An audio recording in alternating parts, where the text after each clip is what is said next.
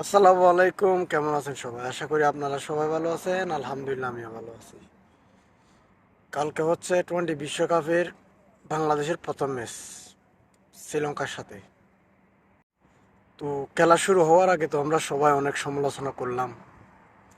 আজকে বেশ কয়েকদিন ধরে ওদের সমালোচনা চলতেছে। তো আসলে সমালোচনা করে আমাদের লাভটা কি? হারলেও বাংলাদেশ, জিতলেও বাংলাদেশ।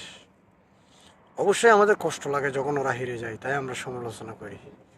কিন্তু দিন দিন শেষে ওই দলটাকেই আমরা সাপোর্ট করি, কারণ ওই দলের যে মানুষগুলো খেলে ওদের প্রতি আমাদের এক আকাশ পরিমাণ অভিযোগ থাকতে পারে, কিন্তু ওই জার্সিটার প্রতি নয়।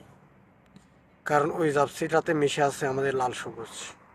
তাই সব ব্যথা বলে ওই জার্সিটার দিকে তাকিয়ে তাদেরকে আমরা সমালোচনা না করে সাপোর্ট করাটাই এখন জরুরি। কারণ আমরা যতই সমালোচনা করি, আমাদের একটা চাপ, মিডিয়ার চাপ, সোশ্যাল মিডিয়ার চাপ, সবগুলো চাপ আসলে ওরা সহ্য করতে পারে না। তাই এই মুহূর্তে আমাদের দরকার ওদের পাশে দাঁড়িয়ে ওদেরকে সাপোর্ট করা। অভিযোগ আছে, আর যখন তারা 11 জন যখন আমাদের লাল সবুজ জার্সিটা গায়ে জড়ায়, তখন তাদের প্রতি আসলে আমাদের আর কোনো অভিযোগ থাকে না। শুধু একটাই চাওয়া, তারা যেন প্রতিদিন প্রতিটা ম্যাচ ভালো করে। কারণ আমরা ব্যক্তিগতভাবে এক একজনকে অনেক বড়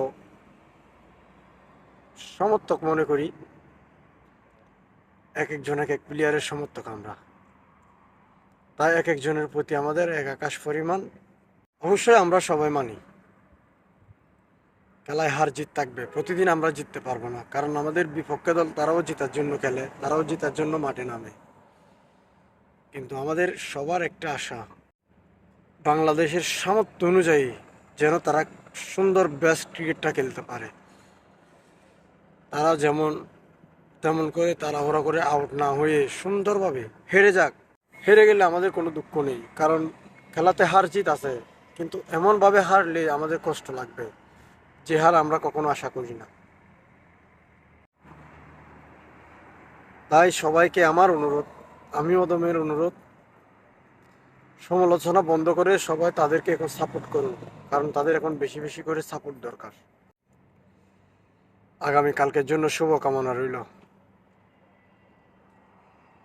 অভিনন্দন টিম টাইগার্স, এবং অভিনন্দন সকল fan base Bangladesh cricket team.